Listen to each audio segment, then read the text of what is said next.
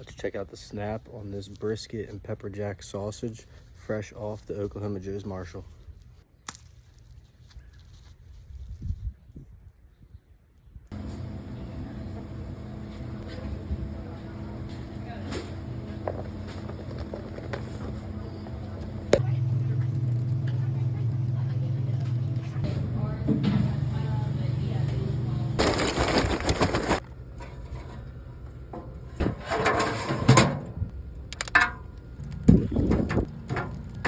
All right, so we're gonna throw these puppies on the Oklahoma Joe's Marshall.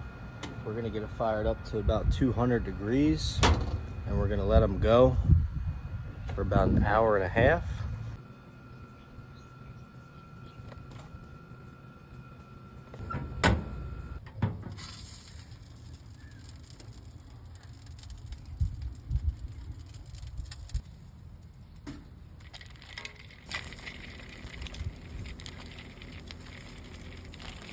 All right, so once they've been in the ice bath for about 15-20 minutes, they should look like this after you dry them off. Now we're gonna throw them back on, same temperature until they're fully cooked. Then we're gonna snap it open and see what we got.